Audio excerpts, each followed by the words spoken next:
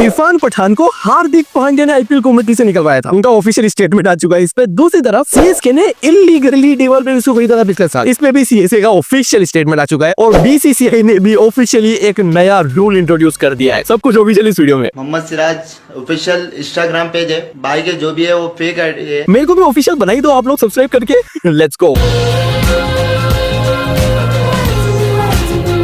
Okay तो Hardik Pandya versus Irfan Pathan, भाई सदियों से चलती हुई आ रही थी ये लड़ाई। अब जाके फाइनली भाई किसी ने तो माना कि हाँ लड़ाई हो रही थी, वरना हम ही बेवकूफी से चिल्लाए जा रहे थे कि लड़ाई हो रही है, लड़ाई हो रही है। अब इरफान पठान ने भाई कम से कम बोल तो दिया कि हाँ, बेसिकली पूरी बात उन्होंने बताई कि आईपीएल में देखो है ना 14 मैचेस होते हैं मुंबई इंडियंस के, उसमें से 7 मैचेस में मैंने भाई बहुत लपक के बुराई करी और 7 मैचेस में ऐसे भी थे जहाँ पर मैंने बुराई नहीं करी। इसका मतलब ये नहीं कि जिन 7 मैचों में बुराई नहीं करी थी उसमें हार्दिक पांड्या को अच्छा खेल गए, वो तो मैंने उन 7 मैचों में थोड़ा हल्का हाथ रख के बुराई नहीं करी, वो किसी को नहीं दिखा। उनको केवल वही चीज थी कि 7 मैचों में भाई बुराई करी इन्होंने, उस वजह से ये कांड कर दिया मेरे साथ। ऑन टॉप ऑफ दैट भाई उस साल बहुत ज्यादा लोग बू बू करके चिल्ला रहे थे हार्दिक पांड्या को और मैं मना कर रहा था। मैंने भाई लिटरली कमेंट्री में बोला है कि भाई प्लेयर के साथ खेल रहा है उस चीज की बुराई करो, प्लेयर की बुराई नहीं करनी है। तो हमने भाई अच्छी चीजें करी थी उस साल में, लेकिन सामने वाली पार्टी को केवल बुरी चीजें दिखी। रही बात ये बड़ौदा लोबी वाली है ना, Pathan brothers versus Pandya brothers, इसमें तो भाई आप किसी से भी जाके पूछ लो, ऐसा उन्होंने बोला इरफान पठान ने कि इसमें आप किसी भी बड़ौदा वाले लड़के से जाके पूछ लो क्या पठान ब्रदर्स ने आपको सपोर्ट किया था इंटरनेशनल में जाने के लिए, तो हाँ सब हाँ ही बोलेंगे। तो हमारी तरफ से देखो कोई लड़ाई नहीं थी, लेकिन अब ठीक है इरफान सर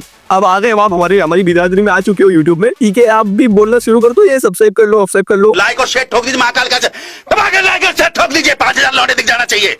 कमेंट्री में जाने की कोई जरूरत पड़ेगी नहीं। ओके सेकंड न्यूज, क्या सीएसके ने डेवल वेविस को इलीगली तरीके से खरीदा था? तो भाई पिछले 1-2 दिनों से यही बवाल चल रहा है अभी क्रिकेटिंग वर्ल्ड में, और बवाल भी भाई उन्हीं के प्लेयर अश्विन नंदन ने खड़ा किया। उन्होंने भाई अपने पॉडकास्ट में ऐसे बैठे बैठे बोल दिया होगा कि हाँ सीएसके ने जब ब्रेविस को खरीदा था आखिरी में जरूरत बहुत ज्यादा थी सीएसके को, तो ब्रेविस ने भी देखा यार मेरी इतनी इंपॉर्टेंस है और आखिरी में जा रहा हूँ मैं तो थोड़ा तो पैसा कमाऊंगा ना, तो उन्होंने ज्यादा पैसे मांग लिए और सीएसके ने ज्यादा पैसे दे दिए। ठीक है नॉर्मल बात थी, यहाँ सबको लगा ठीक है बात भूल गए। फिर आकाश चोपड़ा की बत्ती जाए, बोले 1 सेकंड ज्यादा पैसे दे दिए, मतलब ज्यादा पैसे देना तो अलाउड है ही नहीं, ये तो इलीगल हो गया ना। उन्होंने उस वीडियो में बताया कि भाई देखो एक तो जो बेस प्राइस है उससे कम नहीं दे सकते हो, और फिर जिस प्लेयर को रिप्लेस करके ये प्लेयर आ रहा है वहां पे, तो उसकी जो बेस प्राइस है, नहीं बेस प्राइस नहीं, उसकी जो प्राइस है जिस प्राइस में उसको खरीदा है उससे ज्यादा नहीं दे सकते हो। इन दोनों के बीच में अगर आप रह के पैसे दे रहे हो तो सब कुछ लीगल है, लेकिन अकॉर्डिंग टू अश्विन पैसे तो ज्यादा दिए थे तो फिर तो इलीगल हो गया ना। इसको लेकर सीएसके का ऑफिशियल स्टेटमेंट आया कि भाई कुछ भी लीगल नहीं है, हमने डेविड ब्रेविस को IPL player regulation 2025-2027 close 6.6 under replacement players के अकॉर्डिंग ही खरीदा है, कुछ भी बाहर नहीं किया है, हम कोई रूल नहीं तोड़ा है। टूटा तो ऋषभ पंत का अंगूठा था और इसी वजह से ये नया रूल आया है बीसीसीआई की तरफ से, लेकिन उस पे आने के पहले अपन एकदम पहले फटाफट आ जाते हैं। ओके फर्स्ट सूर्या ने फिटनेस टेस्ट क्लियर कर दिया, इसका मतलब अब वो ऑफिशियली अवेलेबल है एशिया कप के लिए। नेक्स्ट युवराज सिंह के अकॉर्डिंग रोहित शर्मा को 45 साल की उम्र तक क्रिकेट खेलना चाहिए, हमें उनको 45 साल की उम्र तक इंडियन टीम में रखना चाहिए। What do you mean? What do you mean? What do you mean? युवराज जी देखो ऐसा है कि मतलब हमको भी भाई उनको खिलाना है, ओडीआई 2027 का जो वर्ल्ड कप है हमको भी खिलाना है, लेकिन 45 साल तो ज्यादा नहीं हो गया? 45 में तो इसके 12 बजे हम लोग विराट कोहली को नहीं बोलते कि वो तब तक फिट रहेंगे, Rohit Sharma chill.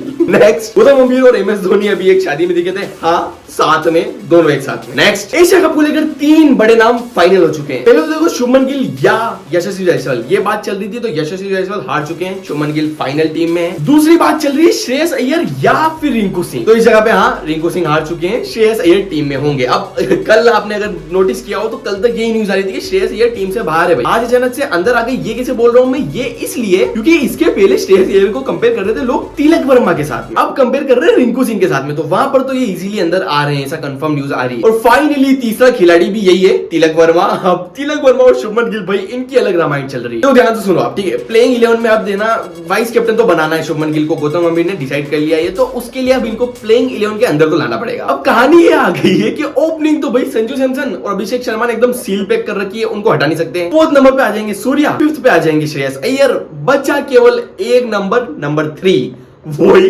Tilak Varma only position. अब क्योंकि वाइस कैप्टन बनाना है तो भाई प्लेइंग 11 में तो घुसेड़ना ही पड़ेगा जैसे तैसे, और उस वजह से तिलक वर्मा को भाई निकाला जा सकता है, मतलब प्लेइंग 11 में नहीं होंगे, ठीक है टीम में जरूर होंगे लेकिन प्लेइंग 11 से तो निकाल रहे हैं उसको। ये सही है कि नहीं है आप कमेंट्स में बता देना। अब आते हैं अपनी फाइनल न्यूज की तरफ। Okay final news, Rishabh Pant की वजह से बीसीसीआई ने पूरा एक रूल इंट्रोड्यूस कर दिया है। तो अभी ऋषभ पंत का जो अंगूठा टूटा था इंग्लैंड वाली सीरीज के टाइम पर, वो अपन सबको पता है उस टाइम पे कितना बवाल हुआ था भाई, लिटरली पूरा क्रिकेटिंग वर्ल्ड 2 हिस्सों में बट चुका था, क्योंकि भाई इंजर हो गए थे ऋषभ पंत और हम उनको रिप्लेस नहीं कर पा रहे थे, क्योंकि भाई कोई रूल था ही नहीं। हम भाई रिप्लेसमेंट कैसे करें, रिप्लेसमेंट का कोई रूल है ही नहीं। अब जो 2 हिस्से बटे थे उसमें एक जो हिस्सा था वो बिल्कुल सख्त खिलाफ था इस रूल के, जो बेन स्टोक्स और मेजॉरिटी इंग्लैंड साइड। उन्होंने खुद ने बोला था कि भाई इसमें तो बहुत बड़ा लूप होल है, इसे तो मैं किसी को बेवकूफ बना दूंगा। वहीं पर जो दूसरा हिस्सा था जो इस रूल के साथ था, अपेरेंटली बीसीसीआई उनमें से एक था, क्योंकि अभी उन्होंने ये रूल निकाला सबसे पहले। अब बीसीसीआई ने डोमेस्टिक में ये रूल निकाल दिया है कि जैसे फ्रैक्चर या डिसलोकेशन हो गई तो आप मैच रेफरी को जाके बोलो, मैच रेफरी को अगर सही लगता है तो आप प्लेयर रिप्लेस कर सकते हो। और this was the video guys, आपसे मिलता हूं कल,